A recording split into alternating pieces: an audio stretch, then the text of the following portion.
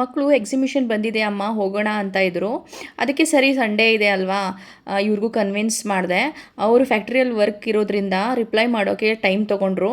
Finally okay ಅಂದಮೇಲೆ ರೆಡಿಯಾಗಿ ಹೊರಟ್ವಿ ಸಿಟಿ ಕಡೆಗೆ.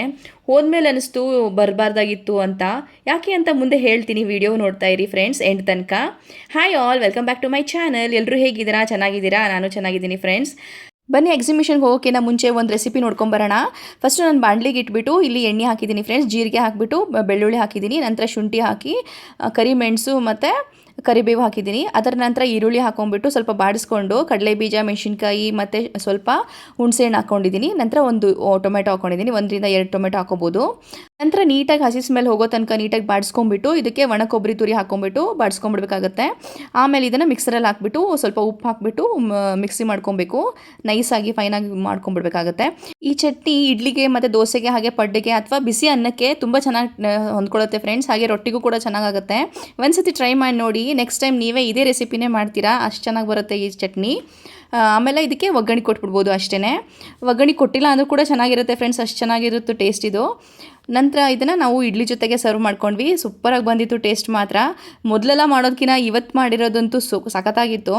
ನಂತರ ನಾನು ದೋಸೆಗೆಲ್ಲ ರುಬ್ಕೊಂಡು ಇಟ್ಕೊಂಡೆ. ನೆಕ್ಸ್ಟ್ ಡೇ ಪಡ್ಡಿಗೋಸ್ಕರ ಇದೇ ಚಟ್ನಿನ ಯೂಸ್ ಮಾಡಿಕೊಂಡೆ. ಸ್ವಲ್ಪ ಗಟ್ಟಿ ಚಟ್ನಿ ತೆಗೆದಿಟ್ಕೊಂಡಿದ್ದೆ, ಸೊ ಪಡ್ಡಿಗೂ ಕೂಡ ಅದನ್ನೇ ನೆಂಚ್ಕೊಂಡ್ಬಿಟ್ಟು ಹಾಗೆ ಹೊರಟ್ವಿ ನಾವು ಎಕ್ಸಿಬಿಷನ್ಗೆ.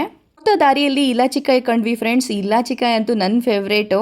ಇದನ್ನು ಕೆಲವೊಬ್ಬರು ನೋಡಿರ್ತೀರ, ಇಲ್ಲ ಗೊತ್ತಿಲ್ಲ ನನಗೆ. ಒಂಥರ ಕಪ್ಪು ಬೀಜ ಇರುತ್ತೆ ಒಳಗಡೆ, ಮೇಲ್ಗಡೆ ವೈಟ್ ಕಲರ್ ಇದು ಇರುತ್ತೆ ಹಣ್ಣು. ಅದು ತಿಂದರೆ ಸಖತ್ತಾಗಿರುತ್ತೆ ಟೇಸ್ಟ್ ಮಾತ್ರ.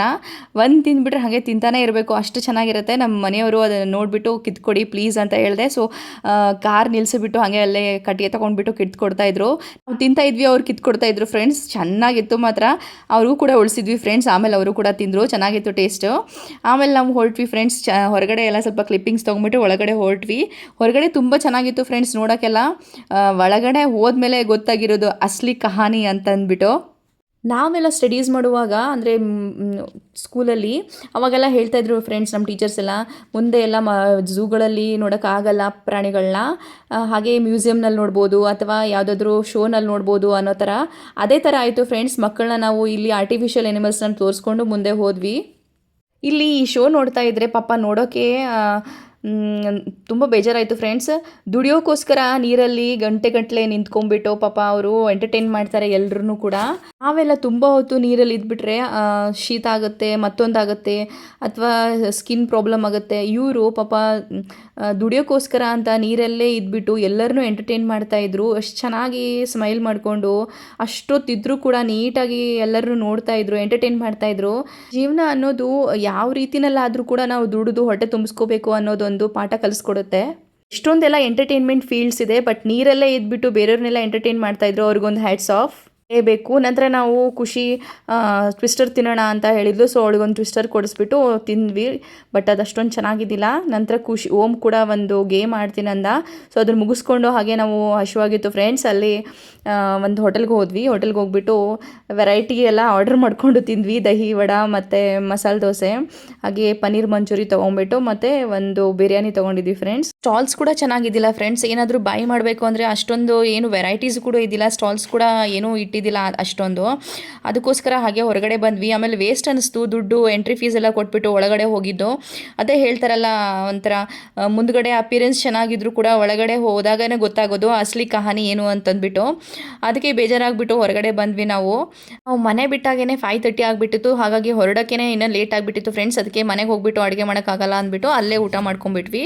ಊಟ ಚೆನ್ನಾಗಿತ್ತು ಫ್ರೆಂಡ್ಸ್. ಹೋಟೆಲ್ ಸಖತ್ತಾಗಿತ್ತು, ಎಲ್ಲ ವೆರೈಟೀಸ್ ಕೂಡ. ಅದನ್ನೇ ಸರಿಯಪ್ಪ ಇಲ್ಲಾದರೂ ಚೆನ್ನಾಗಿ ಸಿಕ್ತು ಅಂದ್ಬಿಟ್ಟು ತಿನ್ಕೊಂಡು ಮನೆಗೆ ಹೊರಟಿದ್ವಿ. ಇದು next day Monday vlog friends. Monday ವ್ಲಾಗ್ನ ಕಂಟಿನ್ಯೂ ಮಾಡ್ತಿದ್ದೀನಿ ನಾನು. ಮಕ್ಕಳನ್ನ ಸ್ಕೂಲಿಗೆಲ್ಲ ಕಳಿಸ್ಬಿಟ್ಟು ನಾನು ಸೋಮವಾರದ ಪೂಜೆ ಮಾಡ್ತಾಯಿದ್ದೆ. ಸೊ ಬಾಗಿಲಿಗೆಲ್ಲ ರಂಗೋಲಿ ಹಾಕ್ಬಿಟ್ಟು ಅರಿಶಿನ ಕುಂಕುಮ ಎಲ್ಲ ಇಟ್ಬಿಟ್ಟು ದೇವ್ರ ಸಾಮಾನೆಲ್ಲ ತೊಳ್ಕೊಂಡಿದ್ದೆ ಫ್ರೆಂಡ್ಸ್. ಜೊತೆಗೆ ಕಳಶನೂ ಕೂಡ ರೆಡಿ ಮಾಡಿಕೊಂಡೆ. ಗೋಮೂತ್ರ ಹಾಕಿಬಿಟ್ಟು ಆಮೇಲೆ ಜಾವೇದ್ ಪೌಡ್ರು, ಗೋರಂಚನ ಹಾಕಿಬಿಟ್ಟು ಅದಕ್ಕೆ ಅಕ್ಷತೆ ಕಾಳು, ಅರಿಶಿನ, ಕುಂಕುಮ, ಹೂವು ಮತ್ತು ಒಂದು ಬೆಳ್ಳಿ ನಾಣ್ಯ ಹಾಕಿದ್ದೀನಿ. ಎಲ್ಲ ಹಾಕಿಬಿಟ್ಟು ಹೂವೆಲ್ಲ ಇಟ್ಬಿಟ್ಟು ನೈವೇದ್ಯ ಮಾಡಿದೆ ಫ್ರೆಂಡ್ಸ್. ಶೀರಾ ಮಾಡಿದ್ದೆ, ಸೊ ಅದನ್ನೇ ನೈವೇದ್ಯ ಮಾಡಿಬಿಟ್ಟಿದ್ದೀನಿ. ನಂತರ ಪೂಜೆ ಎಲ್ಲ ನೀಟಾಗಾಯಿತು ಫ್ರೆಂಡ್ಸ್. ಪೂಜೆ ಮಾಡ್ಕೊಂಬಿಟ್ಟು ನಾನು ಉಪವಾಸ ಅಲ್ವಾ, ಸೊ ಹಾಗಾಗಿ ಟೀ ಕುಡಿದ್ಬಿಟ್ಟು ಬಟ್ಟೆ ಇತ್ತು ಫ್ರೆಂಡ್ಸ್, ಒಣಗಾಕ್ತಾ ಇದ್ದೆ ನಾನು. ಮಧ್ಯಾಹ್ನ ಸ್ವಲ್ಪ ರೆಸ್ಟ್ ತೊಗೊಂಡು ಈವ್ನಿಂಗ್ ವಾಕ್ ಅಂತ ಹೋಗಿದ್ವಿ ಫ್ರೆಂಡ್ಸ್. ವಾಕಿಂಗ್ ಹೋದಾಗ ಅಲ್ಲಿ ಗೋಡಂಬಿ ಬೀಜದ್ದು ಎಲ್ಲ ಕಾಣಿಸ್ತು ಫ್ರೆಂಡ್ಸ್. ಅಂದರೆ ಏನಂದರೆ ಇದ್ರದ್ದು ಮರಗಳೆಲ್ಲ ಎಷ್ಟೊಂದಿದೆ ಇಲ್ಲಿ, ಫುಲ್ ಫಾರ್ಮಿಂಗ್ ಎಲ್ಲ ಮಾಡಿದ್ದಾರೆ. ಸೊ ನೋಡಿಬಿಟ್ಟು ಹಾಗೆ ಹರ್ಕೊಂಡ್ವಿ, ಕಿತ್ಕೊಂಡು ತೊಗೊಂಡು ಬಂದ್ವಿ. ಹಣ್ಣುಗಳಂತೂ ಸಖತ್ತಾಗಿತ್ತು, ಅಂದರೆ ಸ್ವಲ್ಪ ಒಗರು ಇರುತ್ತೆ, ಆಮೇಲೆ ಸ್ವೀಟ್ ಕೂಡ ಇರುತ್ತೆ.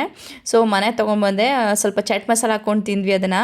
ಇಲ್ಲಿ ರಾತ್ರಿ ನಾನು ಬೆಳಗ್ಗೆಯಿಂದ ಉಪವಾಸ ಇದ್ದೀನಿ ಅಂದ್ಬಿಟ್ಟು ರಾತ್ರಿ ಊಟ ಮಾಡ್ಕೊಳ್ತೀನಿ. ಸೊ ಅದಕ್ಕೆ ಉಪ್ಪಿಟ್ಟು ರೆಡಿ ಮಾಡ್ಕೊತಾ ಇದ್ದೀನಿ.